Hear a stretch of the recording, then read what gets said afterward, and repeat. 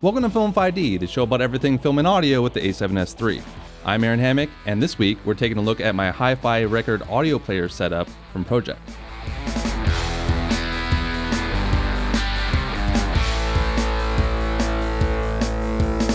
So we're back. A full year since my last video, which I walked through my then Sonos Edition Pro-Ject Debut Carbon record player setup. And well, let's just say a lot's changed. Today, my setup looks completely different. So how did we get here?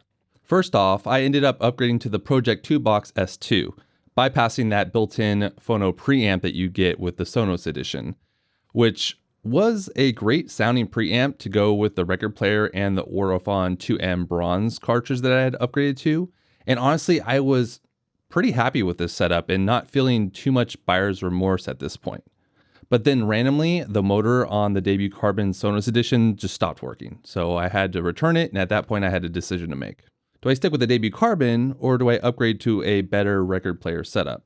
Well, if you know me, of course I upgraded. Initially to the Pro-Ject X2, which had a much more robust plinth and a better tone arm, and came with a really decent Sumuco Moonstone cartridge. Now, I probably should have just gone for the X2B, which had recently been released, B in this case standing for XLR balanced, for only an additional $300. And for some reason, I didn't do it. And at that point, I did feel buyer's remorse. And finally, I settled on the Pro-Ject X8. And while I would call the X2B the high end of the prosumer category from Pro-Ject, the X8 is actually what I would consider to be the entry level to their professional record player lineup from Pro-Ject. The X8 has the same balance outputs as the X2B, but has a much more robust motor system that doesn't require a subplatter, which I wanted given the issue I had with my first Debut Carbon player breaking with the motor there. And the X8 also comes with a much heavier metal platter and an Ortofon MC cartridge. More on that later. To pair with this new turntable, I needed a new balanced phono stage preamp. And the Phono Box DS3B seemed like a great option. It's got balanced XLR inputs and outputs and is significantly cheaper than their higher end RS option. But there ended up being one reason I couldn't keep the DS3B despite already buying it. And it has to do with one of the keys to a nice hi-fi audio system, and that is clean power needed for all electronics in the system to run smoothly and consistently without interference. Unfortunately, the Power Box DS3 sources can't power their higher end record players like the X8, which I had already bought. And because the platters of those are so heavy, you need to get the RS version of the Power Box. When it comes to Pro-Ject HiFi, they have 4 lineups ranging from entry level to pro level. And those are the E line, S, DS, and RS line respectively. And to that, you might be asking yourself, why go with Pro-Ject at all? Aren't they known for record players, not hi-fi audio systems? And also, why go separates when you could just buy an integrated media receiver and save yourself all the time, space, and money? And to that, I say, let's find out. Now, while I could have gone for a Macintosh and saved a bunch of space and potentially money, getting a fully modular and stackable hi-fi setup was important to me because, for one, I like to upgrade things over time, and more on that later. And buying a full receiver is a bit like buying a laptop you can't upgrade, like this one right here, for example. Whereas buying separates is more like buying a desktop PC where you can upgrade over time without starting from scratch every time you want to upgrade. Also, there are supposed audio fidelity gains to be had with separates since you are keeping separate electrical hardware that might otherwise interfere with each other. Not to mention you get more space per device in the chain, whether you're talking phono stage, preamp, or amp level, for higher quality components in each of those devices. But back to the Pro-Ject HiFi setup I built out. Let me walk you through my fully analog signal chain. First, we have the Pro-Ject X8 record player with the Ortofon Quintet Blue MC cartridge, which feeds out through a balanced XLR cable into the Phono Box RS2. And both of these devices are fed clean power by the Power Box RS2 Phono. Once the signal is brought to line level in the phono stage, it then feeds via balanced XLR into the Pre Box RS, where the signal is then sent to 2 devices: the Sonos Port to connect to my larger Sonos network of speakers in my house, as well as the Amp Box RS, which is also connected via XLR. Then both the Pre Box RS and Amp Box RS are powered separately by the Power Box RS2 sources and Power Box RS Amp respectively. And then finally, the RS Amp feeds out to two bookshelf speakers. In this case, they're the Aria 906s, which do sound great. Whew. Yeah, there's a lot of things to talk about in this setup. So we'll just take this thing one step at a time. This is going to be a long video, by the way. Also, later on in this video, we'll be putting various combinations of this setup through tests to try and find out if all this was even worth it. But first off, I just love how these look. I like that at the end of the day, they're all stackable and you can upgrade any piece of this setup and even change brands throughout the years without having to start over each time. Now, of course, any of the power boxes you invest in will be locked into Pro-Ject gear only, I believe, but everything else is swappable. So the X8 with the Ortofon Quintet Blue MC is a fantastic record player and cartridge combo. It's extremely heavy. I think the platter alone is like over 10 pounds. And of course you get those balanced outputs, which are kind of one of the main selling points of this record player. Now it does come with RCA output cables, but I went ahead and upgraded those to the Connected Phono 5P XLR, which takes that 5-pin output from the X8 and splits it out to a left and right XLR, so you actually take advantage of the balanced output from the MC cartridge. Speaking of MC cartridges, if you buy the X8 here in North America, it actually comes with the moving magnet Sumiko Moonstone cartridge that I mentioned before. That one is theoretically not going to take full advantage of the true balanced signal that you get with the X8 turntable. If you want the Ortofon Quintet Blue that I have, you'll need to purchase the X8 from Europe, which is exactly what I did. And honestly, you might even save a few $100 as well. This combo of the X8 and Quintet Blue feed into the Phono Box RS2, which has lots of options when it comes to minor adjustments depending on the MM or MC cartridge that you're using, as well as two of the most common equalizations, RIAA and DECCA curves, and a knob for balancing your speakers when aligning the cartridge doesn't get you all the way there, which I actually do rely on for my setup since the cartridge cantilever on my Quintet Blue is slightly crooked. When it comes to the RS2 Phono, I love this thing. At this point, I've used 3 different Phono Stage preamps, and this is by far the best sounding and most adjustable Phono Stage I've ever owned. And shortly after releasing the Phono Box RS2, Pro-Ject did release the Power Box RS2 Phono to power both the Phono Stage preamp and the turntable with a single power box at the same time, which is kind of neat. This thing is great for providing clean power, which is supposed to improve audio quality as well as the stability of your turntable motor. And if nothing else, it saves you a wall outlet since you only have to plug those 2 devices into one power box, and that one power box then plugs into the wall. And then the next device that we have in the chain is the Pre Box RS. This is the first version, the RS version, the fully analog version.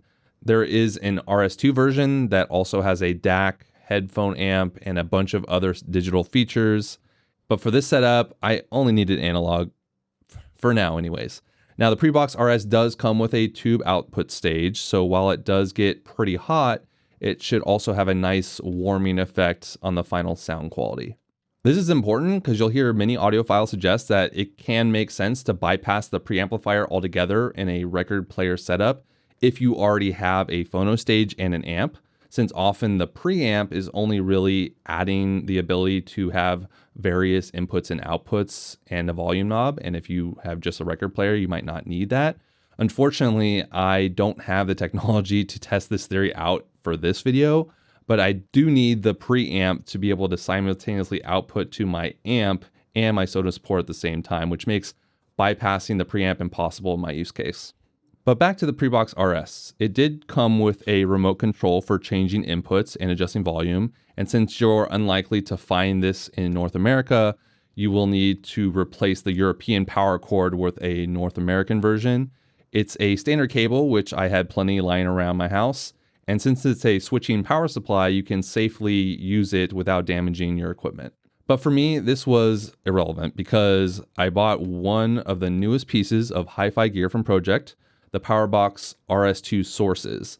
This device was released last April, and I wasn't able to get my hands on it until September.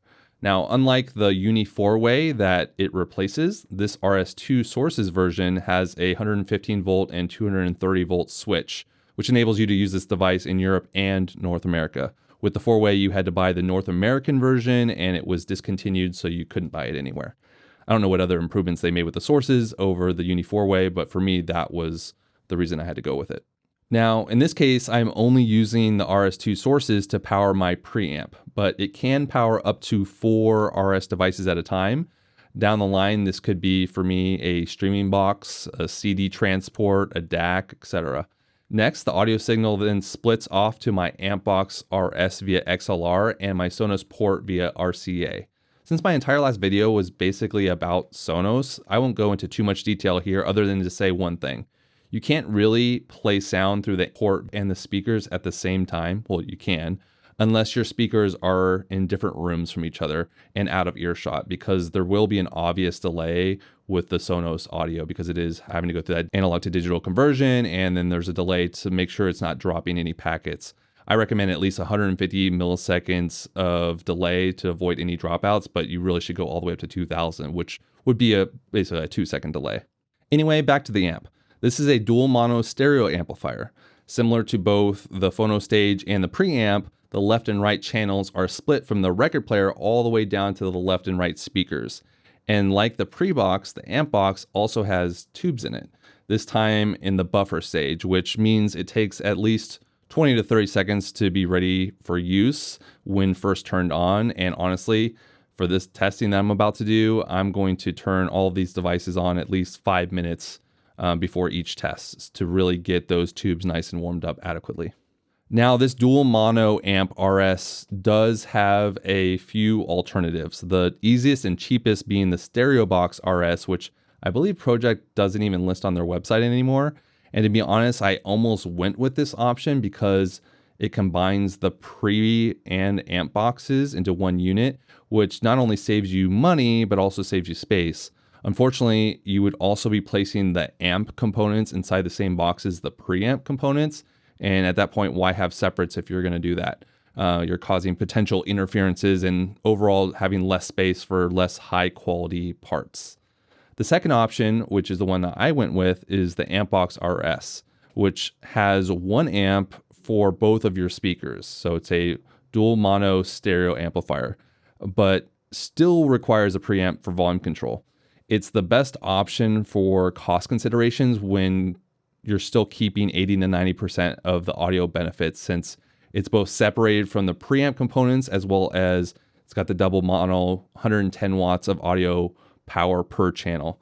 The third option being single mono amps per speaker. This is what you'd see in the highest end audio setups. The Amp Box RS mono is an option for those out there who want no compromises with 120 watts per channel. But again, when you compare the two, the mono only performs marginally better. The separate preamp and amp are the biggest upgrade in my opinion.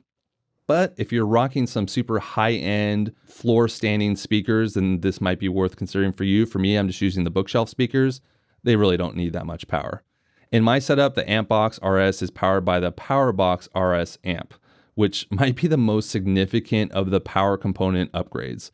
According to the Pro-Ject website, the Power Box RS amp nearly doubles the watts per channel of your amp.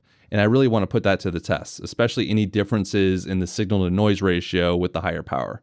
But keep in mind, when they say double power, that really only equates to like 3 to 6 decibels of actual volume. And then finally, the signal from the amp is then sent out to both speakers. I've always been a big fan of Focal and their tweeters for the high end. So I went with the Focal Aria 906 bookshelf speakers. I love the sound that comes from these, and they don't look too bad either. For interconnects, I'm using all high quality cables. I already mentioned the connected Phono 5P XLR cable that connects from the X8 to the Phono stage. Then I have 2 more pairs of studio grade Mogami Gold XLR cables to connect from the Phono to the preamp and even the preamp to the amp. So right there's 4 more cables. I'm even using Mogami Gold RCA cables to connect my Sonos Port to the preamp. And that's it. That's my fully analog, fully balanced record player hi-fi setup. Now the question is, out of all this crap, what are the parts that actually affect the sound? And to try to honestly answer this question and avoid the trust me bro, which we're going to get anyways because that's what happens, I put together a very scientific test. Well, We'll see how scientific it actually ends up being. Basically, I popped my Sennheiser MKH8050 in front of my setup, which I dragged all the way up into my studio office here since it has acoustically treated surfaces. The 8050 is ideal for this since it does have sensitivity all the way from the low end 30 hertz all the way up to 50,000 hertz, which is more than you'd ever be able to extract from a record anyways. And then I listened to 3 songs on repeat. More Than a Feeling by Boston, which is an original LP copy from the 70s. Dreams by Fleetwood Mac, also from the 70s. And then finally Outro by M83 from the 2010s, mostly just because it's one of my favorite songs and I know it like the back of my hand. More Than a Feeling is just a classic. It's real full sound, excellent staging, etc. Dreams is a much more dynamic song and a great look at vocal reproduction with Stevie Nicks. And then Outro is great because it builds from start to finish, very big, full sound, and it's dynamic as well. Now, since I'm using a single mic to test this setup and not one of those head-shaped test kits that you see on some tests on YouTube channels, you won't be able to hear any of the staging benefits from each setup. Also, you won't be able to feel the sound like I do sitting in the studio in front of my speakers 6 feet in front of me. But other than that, I do think you can hear some subtle differences between each setup and some more obvious ones as well. The first setup I tested was only 3 of the 6 HiFi components, the Phono Box RS2, Pre Box RS, and Amp Box RS. But with a catch. I used all of the RCA ports and cables instead of the XLR ports and cables. I did have a problem with the RCA ports on my amp, so I had to use the XLR for those, but since those are at the very end of the signal chain, it will get the least amount of benefit from the balanced cables there. For all these tests, I'll play just a small segment. I'm hoping to avoid copyright claims here, and I'm not going to do any audio processing except normalizing each song to -23 LUFS. So grab your headphones or studio monitors and let me know in the comments below what differences you hear, if any. Okay, so here we are with the first setup. Let's listen in. And dream of a girl I used to know. I closed my eyes and she slipped away.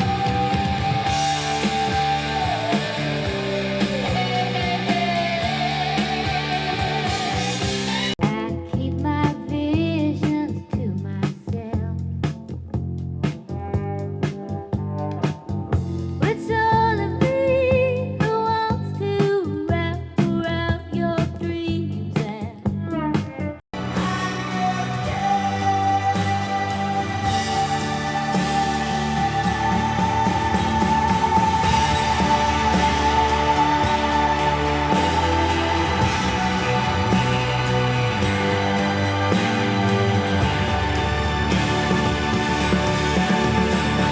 So there's our baseline. Now let's listen to the same setup, but with full balance XLR cables.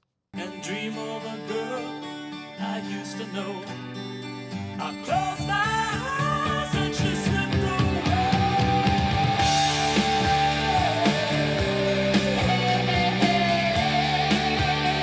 I keep my visions to myself. It's only me who wants to wrap around your dreams and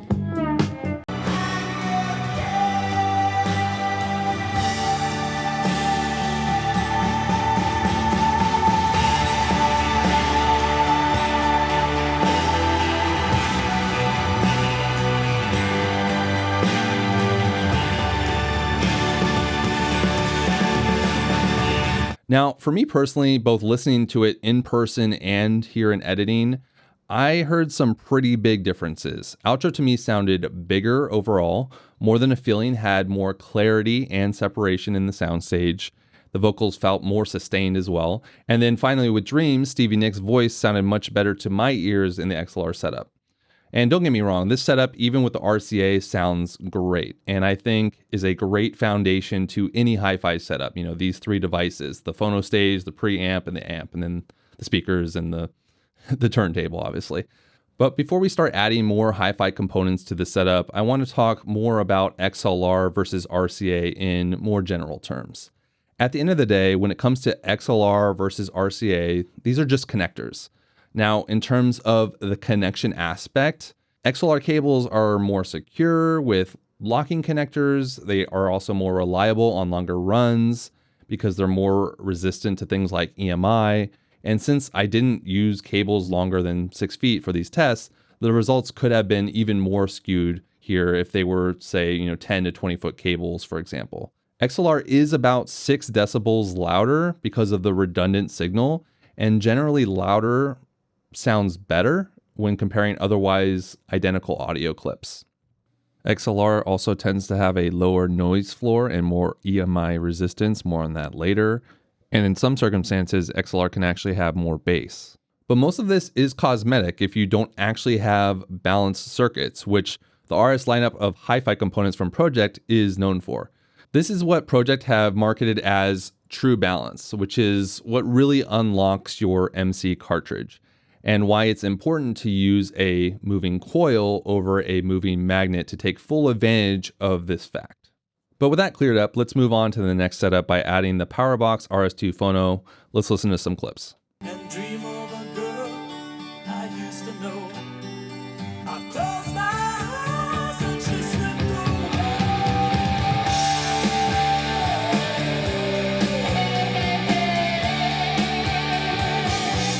I keep my visions to myself. It's all of me who wants to wrap around your dreams and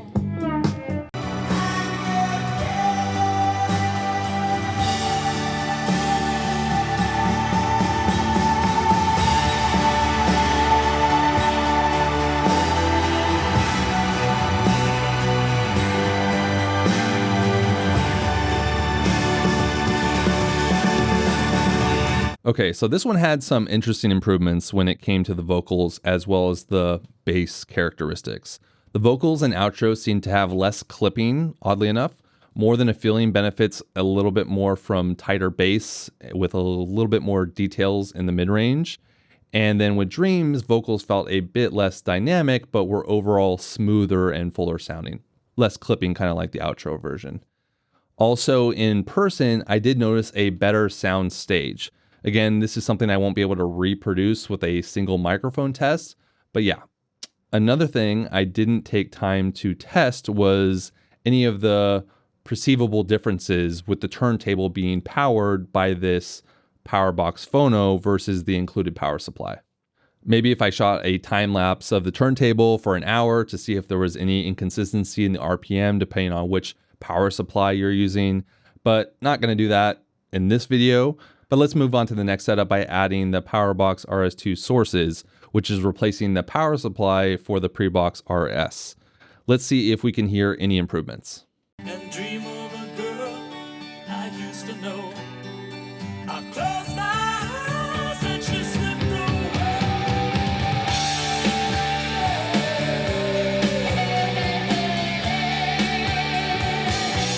I keep my visions to myself.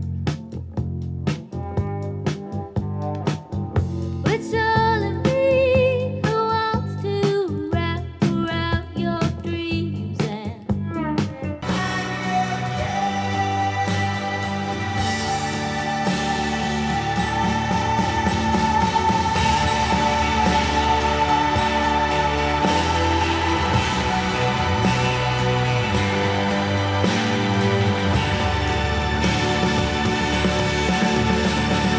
So I don't know about you, but I didn't hear too many improvements with this upgrade since the sources is only powering the pre-box in this case. And as mentioned earlier, the preamp is really only adding a bit of color to the overall audio signal, so it's not a big surprise here.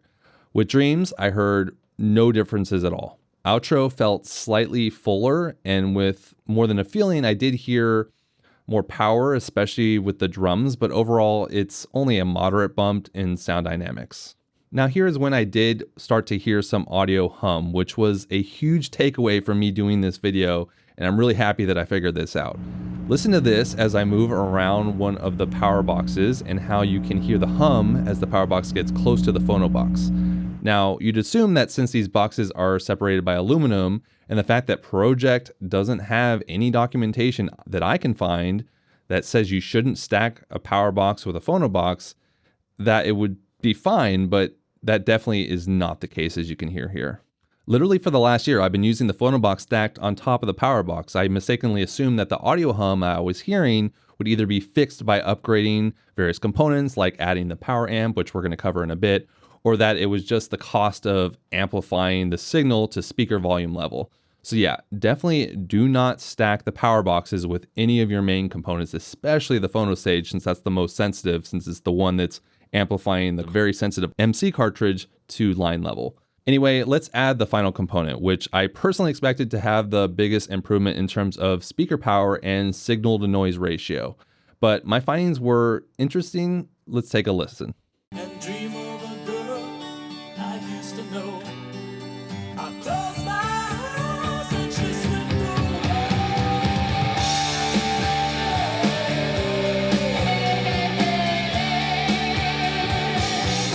I keep my visions to myself. It's all of me who wants to wrap around your dreams and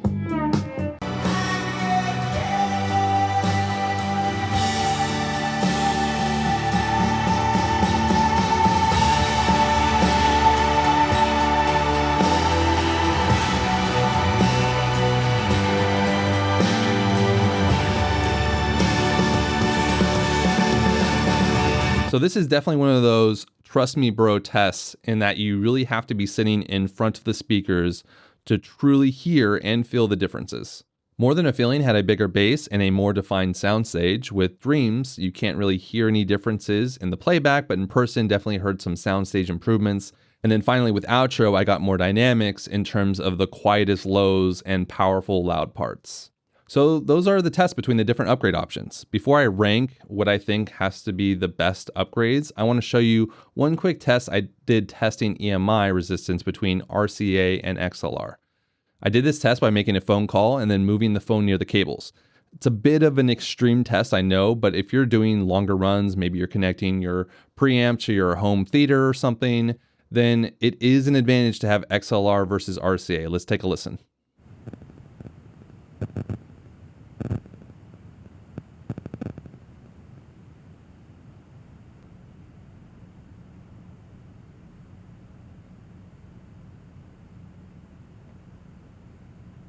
So yeah, a bit of EMI there with the RCA cables. Not a huge deal, but just wanted to show that for those considering an S or DS line from Pro-Ject. This is just another advantage of having those balanced cables. But with all those tests out of the way, I do want to quickly rank what I think are the biggest upgrades for your Pro-Ject HiFi system.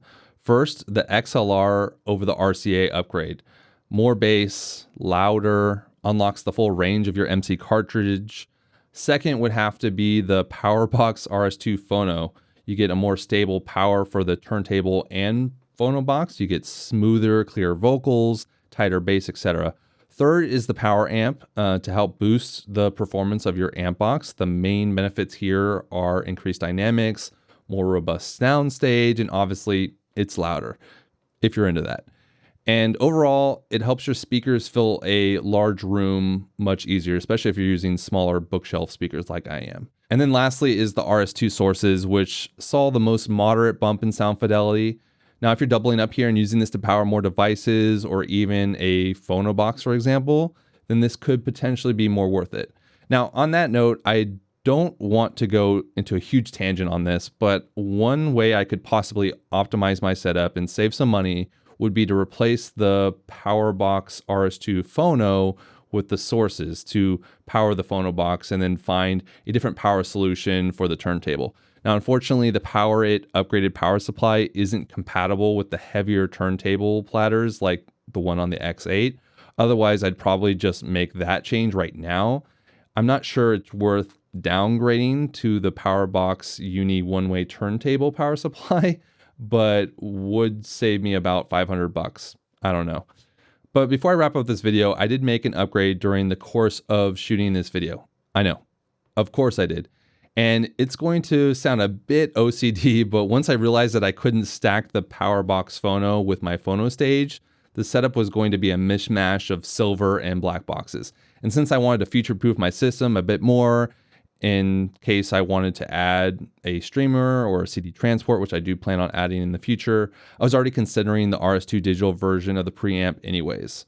Now, in terms of sound fidelity, I did some quick tests. The Pre Box RS, the Pre Box RS2 digital, and the RS2 digital with the solid state instead of the tubes.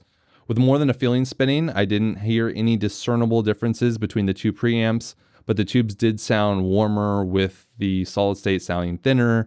I guess it's good to have the option though, depending on what type of content you're listening to. The only negative for tubes, in my opinion, is the heat. It takes also 30 seconds to warm up, ideally longer. And then the fact that you have to replace them over time because they don't last forever. Now, because of my new silver RS2 digital, it's changing the way that I'm going to be stacking my hi-fi components. Now, on their website, Pro-Ject say that you should not stack the power amp with the amp box because of magnetic interference. And maybe someone can comment below why this is the case, but in my testing, I didn't see any issues. And because these are my two only black colored boxes, I'm going to be stacking them. But to help with this and to also alleviate some of the heat issues that you have with some of the boxes that have tubes in them, I've upgraded the little rubber spaces that come at the bottom of each box. The newer ones I got for cheap on Amazon. They're thicker, wider, and should provide a little bit more space, as you can see in this image here. But with that done, we now have our full Pro-Ject HiFi setup. And boy, she's a beaut. As I wrap up this video, I did quickly want to talk about pricing. I'll be linking as many of the products as I mentioned in this video in the description below. Using my links helps to support the channel, and I really do appreciate it. I bought many of my hi-fi devices and even the turntable from the UK. That's because even with shipping and import fees, it still winds up being cheaper than US distributors. You will potentially need some extra standard North American power cables lying around like I did if they ship from Europe or UK with those power adapters. The good news though is that most of the devices come with a switching power supply, so you don't have to worry about any incompatibilities there. The only device that I have that can't be purchased overseas is the power amp. And I got that one used here in the States for pretty cheap because with that device, the power supply is obviously the unit itself. It's not a switching power supply. And it's one of the reasons they released an RS2 version of the Source's power box since it can switch between 115 and 230 volts. So let me just go down on the list of prices I paid for this hi-fi setup from Pro-Ject. The Pre Box RS2 digital was $1,700. The Phono Box RS2 was $1,275. The Amp Box RS was $974. And the Power Amp, which I bought used, was $421. And then both power boxes, which I bought brand new, were $1,050 each, for a total of about $6,500 US with taxes, shipping, all included. And I even got some discounts along the way from choosing silver over black, hence why I have the mismatch. And as it turns out, even though I was going for black initially, I think silver looks way better with my setup because the X8 has a silver platter while it's piano black for the plinth. Eventually, I'm going to go with all silver components as I upgrade over time. Speaking of upgrades, if I were to ever come out with, I don't know, a third video on turntables for this audio and video channel, what I would potentially be covering in that video would be probably a cartridge upgrade. I'm just holding out for my current one to hit, 2 years, 1,000 to 2,000 hours of play. I'm looking at stepping up to the Cadenza line from Ortofon, which has also moving coil, which can handle distortion slightly better. But I'm not sure if I'm going to get the red, blue, black, or bronze. Probably the blue or bronze, but that's definitely the next upgrade. And then as covered in this video, with this hi-fi setup from Pro-Ject being fully modular, I have the ability to upgrade individual pieces over time. Like for example, if Pro-Ject were to ever release an RS2 version of their amp or power amp, then I'd probably upgrade to that. If I ever got super crazy, maybe I'd upgrade the phono stage to one of those super fancy multi-tube ones, as long as it has a balanced XLR in and out. Really, the options are endless. I don't have to stick with Pro-Ject either. I can get a Macintosh amp, phono stage, whatever. But after all that, I'm going to end right there. One of the main reasons it took me so long to make this follow-up video beyond just being extremely busy with work that actually pays the bills is that I didn't quite know what to make this video about. I certainly didn't want to flex about my setup. That's not the intention here at all. And I wanted to make it is informative as possible. So I hope that you enjoyed it, and if you did, give this video a like and consider subscribing. I'll see you in the next one.